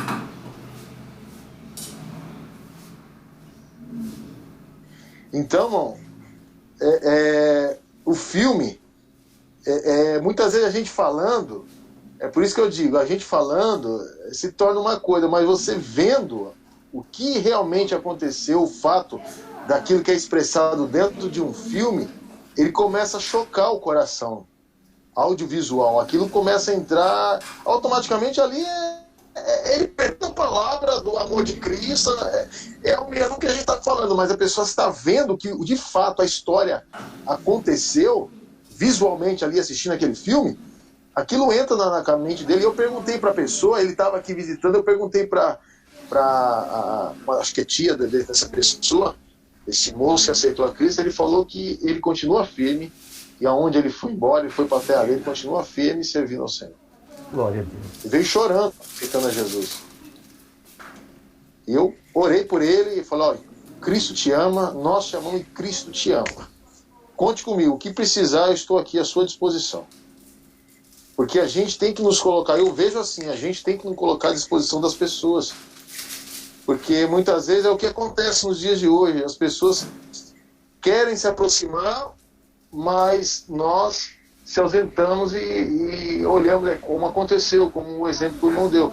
Como o olhar dos crentes para essas pessoas é totalmente diferente. E as pessoas, em vez das pessoas quererem se juntar a nós, as pessoas vão se afastando. E nós temos que nos colocar à disposição delas, elas têm que sentir bem clareza e firmeza de chegar até nós e saber que ela vai ter um recurso que precisar dentro da palavra de Deus, dentro do Evangelho, o que for. Elas têm que se sentir como um de nós. Ela não tem que se sentir como um coitadinho na igreja. Ela tem que se sentir como um de nós. É esse o olhar. Porque as pessoas vêm até você, as pessoas vêm, elas perguntam, elas querem ajuda, elas estão ali. E o que você tem? Você expulsa ou você traz ela para você e demonstra o amor de Deus na sua vida por ela? Então que evangelho que nós estamos pregando? Que Jesus nós estamos, se nós não praticarmos aquilo que ele nos ensinou? É verdade. Fica difícil. E eu fiquei alegre, irmão, porque eu falei, honra e glória, irmão, não é para mim não, é para Jesus. Eu fui só um canal que Deus usou e eu aprendi e passei. Mas o que ganha é Jesus. Eu falei para os irmãos, eu aprendi uma coisa. Não é nós que ganhamos almas para Jesus. Lembra disso, irmãos? Nenhum de nós ganhamos almas para Jesus. Quem ganha é Cristo. Nós só somos um canal de bênção para transmitir aquilo que um dia aprendemos. Né? É o que estamos aprendendo. Tem que transmitir para as pessoas. Mas quem ganha com isso é Cristo. Quem ganha com isso é Cristo. Ele que tem que ganhar. Não é eu que tem que ser o ganhador. É ele que tem que ser o ganhador. Exatamente. É para ele. Não é para mim, é para ele. Nós somos apenas participantes. Glória a Deus. Deus continue abençoando o pastor Fernando. O pastor Fernando, ele é a prova viva nesse seminário aí, que tudo aquilo que ele pega, ele já aplica lá, né? O pastor Fernando, ele já põe em prática. O Ivanildo também já procura colocar em prática lá na igreja dele também lá, né? Eu sei que os irmãos aí têm mais dificuldade porque não tem essa abertura ministerial, né? Mas os irmãos aí que têm essa abertura, eles têm conseguido aí colocar em prática aquilo que Deus tem colocado aí. Por intermédio da nossa vida, tem alcançado a vida deles aí. Né? Não, pastor, a gente coloca em prática sim, mas a gente coloca em prática no dia a dia na vida. Não, eu entendo, estou falando de forma... Como assim? Maximizada. Socorre eu aí, irmão de Cássio. Ô, irmão José, você se sentiu ofendido aí, né? Só o pastor Fernando e o Ivanildo, né? Tá tendo uma exclusão aí dos irmãos, né? Eu falei de liberdade ministerial. Agora tá se justificando. Justificando não, eu falei isso no começo. Tá certo. Eles não escutaram. Sim. Né? Professor, Pode falar. qual a idade de João quando ele fez aquele pedido para Jesus, deixa eu sentar na tua direita, do João de Apocalipse? Quantos anos ele tinha aqui? Esse menino que fez... deve olhar para trás e falar assim, cara, Você acredita que eu tive a coragem de falar uma coisa dessa, de pedir? Esse menino aqui, qual a idade de João, quando ele faz esse pedido? Possivelmente ele estava entre 31 para 32 anos. Pedro também? Ele estava nessa faixa de idade? Não, Pedro já era mais velho. Sabe a idade de Pedro? Não. Eu estou escrevendo João e eu estou achando muito engraçado. Esse João aqui, do João lá. E esse João aqui, ele cresceu, né? Nossa, muito! E não é um crescimento de estatura, né? Não. Mas um crescimento interno, né? Ele se tornou um gigante, né? Então, Internamente. você estava falando de João e eu... Meu Deus, olha o homem que esse homem se tornou, desse menino que tem essa fala. Ele e o Tiago lá, né? Eu já escrevi. Só que eu tô falando com um menino, cheio de si, porque o pedido que ele faz é um pedido muito individualista. É prepotente. Prepotente, alguém muito prepotente. Então eu tô escrevendo esse João prepotente. Aí o professor veio hoje falando do outro João. Falei, olha o homem lá. Agora eu vou escrever o homem lá, tá? Depois. O João cresceu. Primeiro eu vou meter um barro nesse, tá? Essa parte aí que a Luciana tá falando, ela tá no Evangelho, né irmão? Tá. Eu tô em Marcos aqui, né? No Evangelho. Eu li Marcos 10, 35. O pedido de Tiago. Não, olha a conversa. Olha o pedido. Essa ocasião aí ele tinha de 31 para 32 anos ali. Olha o menino, a ideia dele é muito engraçada. Deixa eu ficar à sua direita, só para me ser visto. É bem isso. Olha que pedido. Por isso que quando a gente pede, não recebe. É individualista o pedido. Aí o homem virou... O João que escreveu Apocalipse. Ele deve olhar de lá e ver... Cara, o que eu falei, que vergonha eu falei pro mestre. O cara que viu Apocalipse pediu para sentar na direita. E você acha que se o João pudesse mudar, ele teria mudado pela atitude dele? O que ele falou? É. Não, com a cabeça que ele tinha, ele falou, se eu tivesse essa cabeça, eu não ia falar aquilo. Certo, mas se ele não tivesse falado aquilo, ele não teria essa cabeça hoje. Sim, eu sei. Ou seja, o passado dele foi contributivo para o presente. Jesus sabia que ele ia se tornar também, tá? Lógico. Jesus sabia, vou lapidar aqui, ó. Aqui, ó. É igual Pedro com a fala. A fala de Pedro é também de menino. Às vezes nós temos essa atitude, Luciana. A gente olha para aquilo que a gente fez no passado e a gente pensa, fala, puxa vida, se eu pudesse, eu faria tudo diferente hoje. Eu falo isso muito. Eu queria meus 22, eu fico todo o tempo falando. Mas você vai ter seus 22, fica tranquila. Sei. Mas veja só, se você não tivesse agido de forma inconstante no passado, você não teria se tornado na Luciana que você é hoje. Eu sei. Por tudo que a bagagem que eu vivi lá, que o professor está falando assim, o evangelho ele entrou assim de uma forma que ninguém tira mais. Exatamente. Ele veio na proporção que eu fui lá, intensa. Ele veio rasgando também. Eu olho para trás às vezes e falo assim, não. Eu olho às vezes e falo para as pessoas, não tem como. Ó, esse lugar aí, ó. Hoje eu analiso e falo, que perda de tempo, o que eu fiz? Não me cabe mais. Não me cabe nada. Eu falo às vezes para Satanás, conta outra, tenta outra, essa já fui, eu já sei. Eu já sei. Ô Lu, briga com o João e se assenta na direita de Jesus, rapaz. Não, esse é um lugar de alguém muito egoísta. Eu escrevi, cheio de si, eu escrevi assim, ó, é aquele que conhece Jesus, mas não se esvaziou ainda. Ó, eu vou dizer uma coisa para vocês, ó. Quem cobiça esse lugar, né, e eu vou usar aqui uma gíria para isso, né? Quem cobiça esse lugar de estar à direita ou à esquerda de Jesus é um vacilão. Porque Jesus falou, aquele que vencer, considerei que se assente no meu trono. Ou seja, não é para você estar à direita ou à esquerda. É para você estar junto com Jesus. Ou seja, é melhor do que aquilo que você cobiça. Mas a cobiça te faz perder até aquilo que você não tem. Mas isso aí João entendeu lá no Apocalipse, professor. Ele viu isso, não viu? Viu? Então, ele viu isso. Eu acho que ele tinha que dizer essa frase para encaixar lá no Apocalipse. Tinha que ser ele. Vou mostrar para João o que é a direita e o que é a esquerda, né? E um detalhe ainda, João, quando ele está lá em Patmos, ele tem a visão dos 24 anciãos. E ele não tinha nem o entendimento que um dos 24 anciãos era ele. Quê? Eu entendi aí. Pois é. Os 24 que assiste?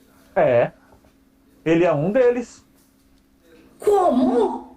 Como assim, como? São os 12 da linhagem de Jacó e os 12 da linhagem de Jesus. Ou seja, são as 12 tribos de Israel e os 12 apóstolos do Cordeiro. Não, eu não sabia disso. Ele sabia que era ele? Não. Ele está vendo ele, mas não sabia que era ele. Transformado já? Transformado. E não é um ancião de velhice, é um ancião em poderio. Sabedoria? Exatamente. Sabedoria. Sabe os espíritos que Jesus tinha? De sabedoria, de entendimento? Então a sabedoria é um espírito dado? É. Nossa, o entendimento é outro. É. São 7 espíritos de Deus, mas isso é outra ocasião. Tá. A gente vai estudar, né? Vai. Tá. Eu vou contar depois do João, o João Maduro. Água na boca, né? Ótimo. Primeiro eu vou esculhambar o menino, tá? O senhor gostaria de ter essa daqui que tem mais? Essa Luciana tem cada ideia, viu? Ele, Pedro e Tiago é figura. E quem de nós que não é, Luciana? Então, a gente tem essas ideias, é imaturo. Uhum. E eu acho que você é imatura sempre, até chegar lá. Penso que estou fazendo certo, estou fazendo errado. Mas aí você está melhor do que ontem. Isso é santificação. É melhorar em relação a ontem. Quando você bebe dessa água, você sente o gosto da água, você não quer mais saber de outra. Professor, eu gostei dessa história dos 24 aí. Ué, não falei nada demais. Alguém sabia dessa? Alguém quem? Da turma? Não.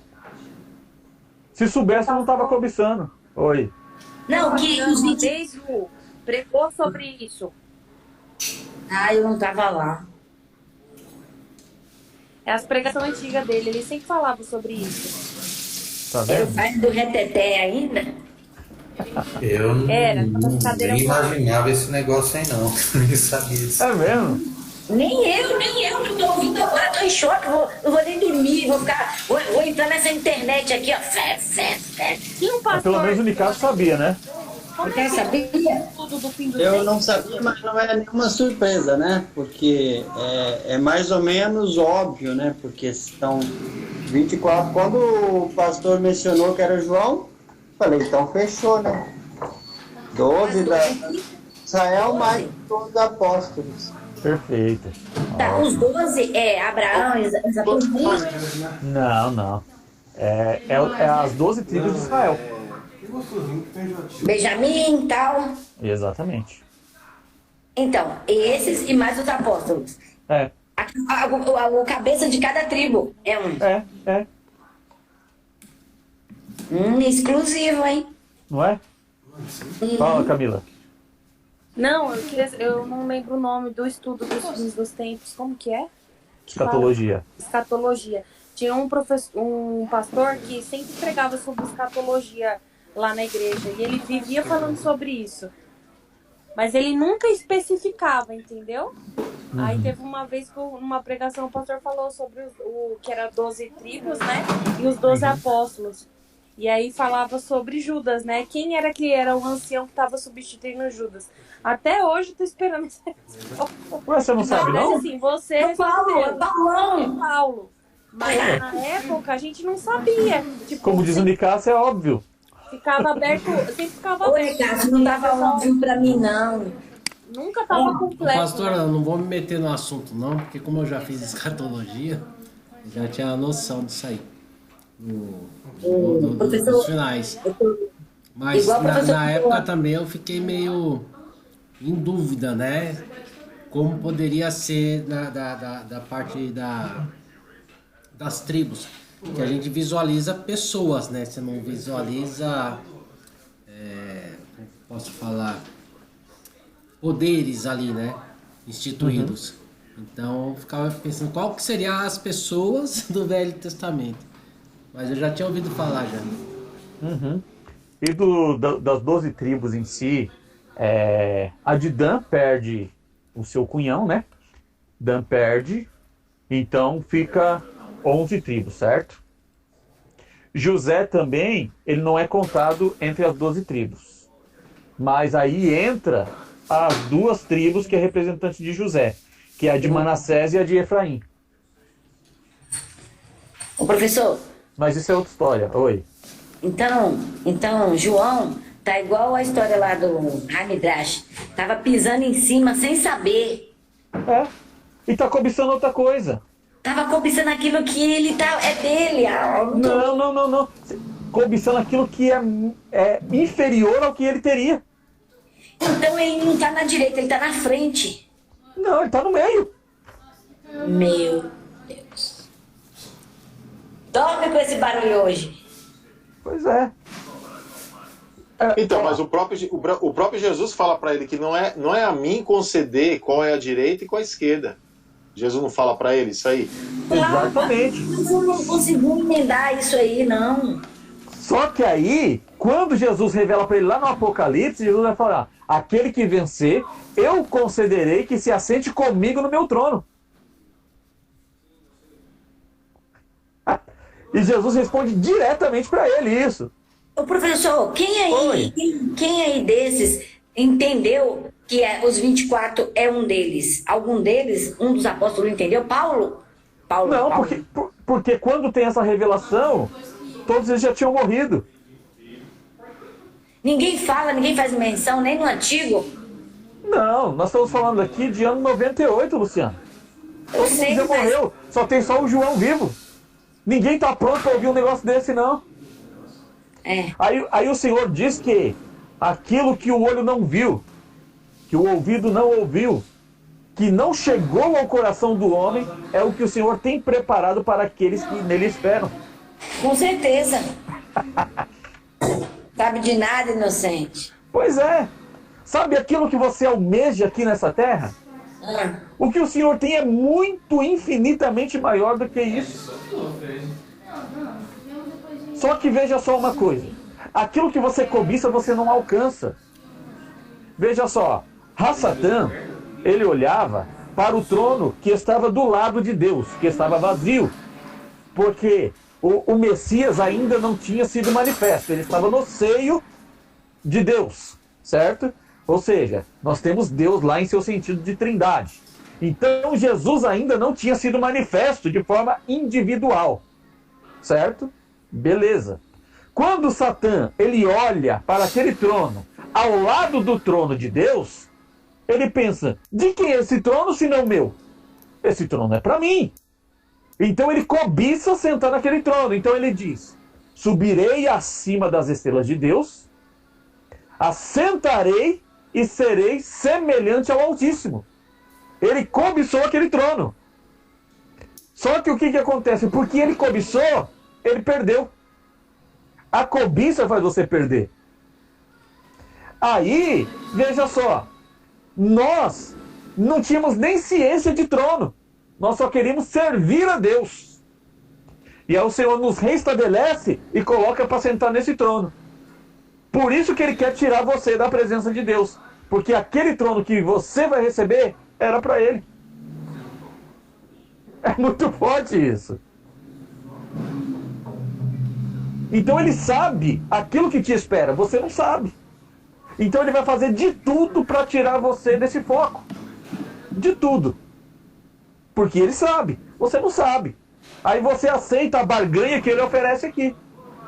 Verdade. Você aceita aqui o prato de lentilhas. Aí veja só, o pródigo, ele vai dizer o seguinte. Ele diz, olha, eu vou voltar para a casa do meu pai e vou pedir para ele me receber como um dos seus trabalhadores. Por quê? Porque ele não tem mais pai. Ele matou o pai dele, certo? Por que ele matou o pai dele? Ele deu um atestado de óbito pro pai dele. Ele deu um atestado de óbito pro pai dele no dia que ele falou, pai, me dá a minha parte da herança. Herança é quando que nós recebemos herança? Depois da morte de alguém. Então ele matou o pai. Falou, pai, pra mim você não é mais meu pai. Me dá a minha herança. Ele sai, o pai dele tá morto. Então ele não quer nem voltar e ser recebido como pai, como filho. Porque o pai dele, para ele, morreu. Ele diz, eu vou voltar, irei ter com meu pai, vou pedir para ele me aceitar como um dos seus trabalhadores. Aí, quando ele volta, o pai corre, vendo ele ao longe, o pai corre em direção a ele e abraça ele. Quando o pai abraça ele, o pai restitui o lugar dele de origem. Ele diz, pai, eu quero ser um dos seus trabalhadores. Ele diz, não, você é meu filho. Põe veste nova nele, põe sandália nova e coloca o anel no seu dedo. Restabeleceu tudo aquilo que era dele. Ou seja, porque ele reconheceu que ele não diz, olha, eu vou voltar para casa e meu pai vai me aceitar. Ele não quer ser filho. Ele aceita um lugar de inferioridade, porque ele sabe que ele errou.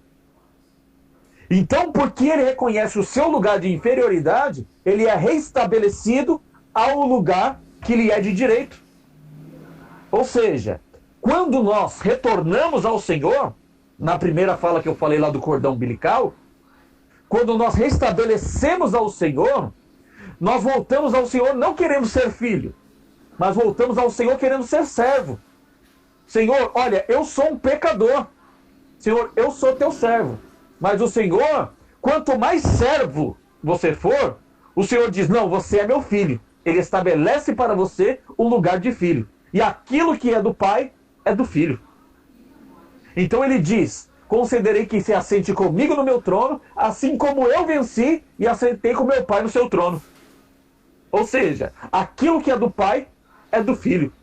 Só que o filho só é filho quando o pai reconhece a filiação. E não por reconhecimento do filho. Se alguém chegar para você dizendo que é seu filho, você aceita? Não. Mas se você aceitar ele como seu filho, aí existe uma filiação, existe uma paternidade. Então, essa paternidade só vai existir quando nós reconhecemos o nosso lugar de origem. Qual que é o nosso lugar de origem? É o pecado. Então, Senhor, eu sou o pecador. E aí o Senhor te eleva ao patamar de filho. Fala, não, você é meu filho.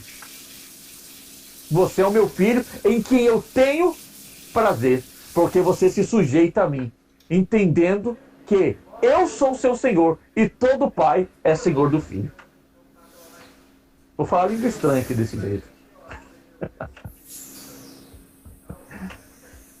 Irmãos, não vou entrar em mais nada aqui porque é um ponto sem volta, tá? Mas aí fica aí, vocês podem comentar aí. O que foi, pastor Fernando? Oi, João primo, hein? João primo, Simãozinho é primo, não é? É verdade. Tira a direita lá, pai. Fala pra ele, sai fora da direita aí que seu lugar já tá proposto já. Não, e o João é parente. Pastor, cobiça e anseio são diferentes? Oi? Cobiça e anseio são diferentes? São. Que a gente Porque... tem o anseio da salvação, né? Sim.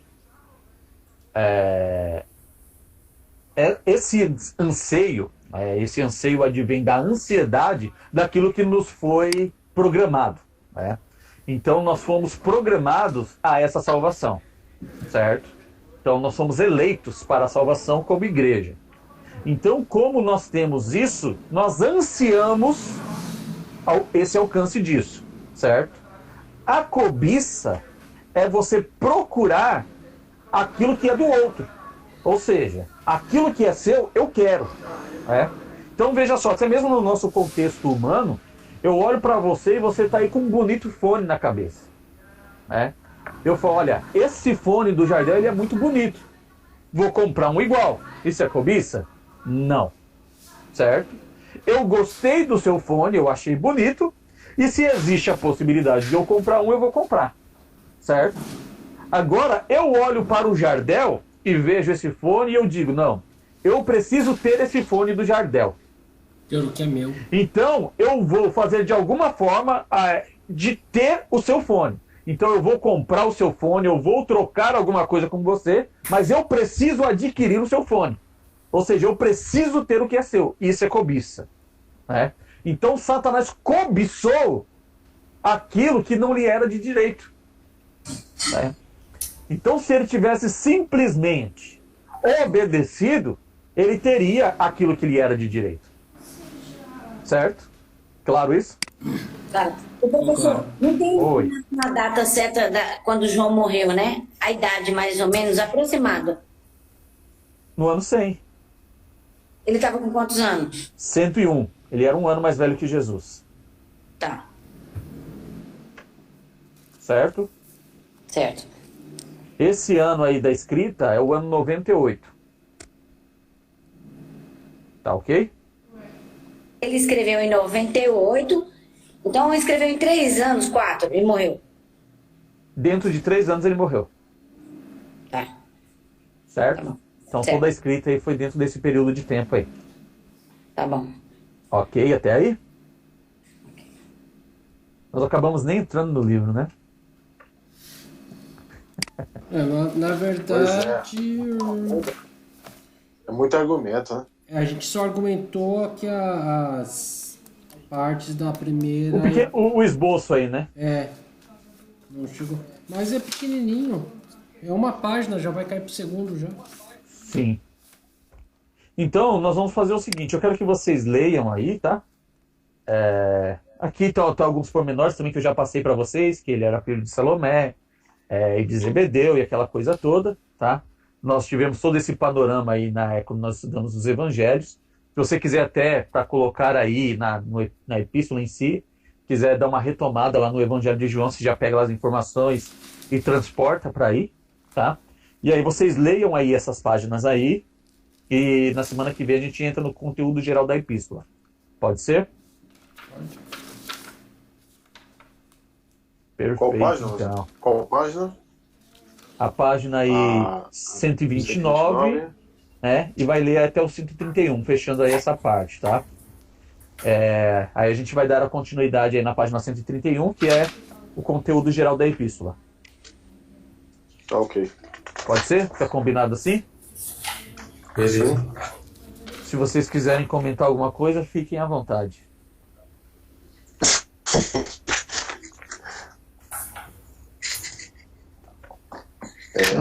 Eu não vou falar nada não, porque eu tô quase sendo renovado aqui, mano. Então...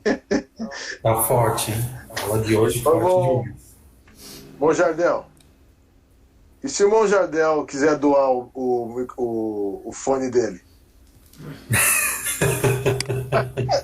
Eu não posso fazer essa caridade porque o fone não é meu, é do meu filho. Ai, Mas se eu fosse doar, eu tirava uma selfie assim, ó. Eu Isso, bom, doaria, cara. eu doaria tirando uma selfie assim, ó. Pra pôr no Face.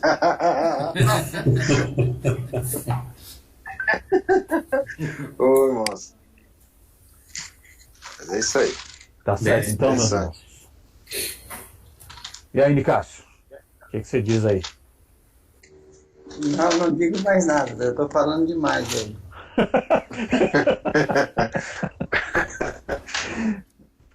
Tá certo, então.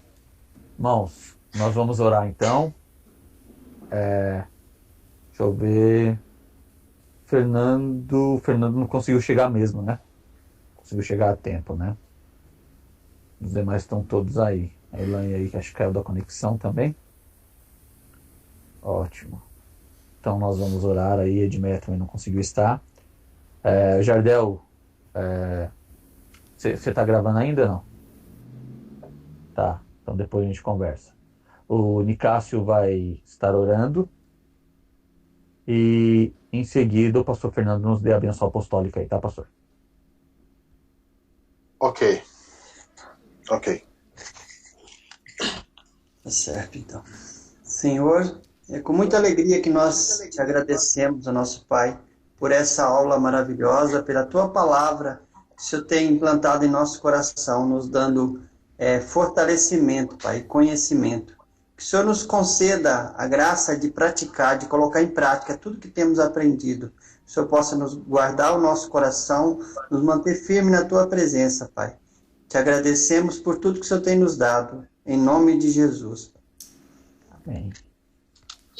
Que a graça, a paz e as doces consolações do Espírito Santo estejam com todos, não só hoje, mas para todos sempre. Todos digam Amém. Amém. Amém.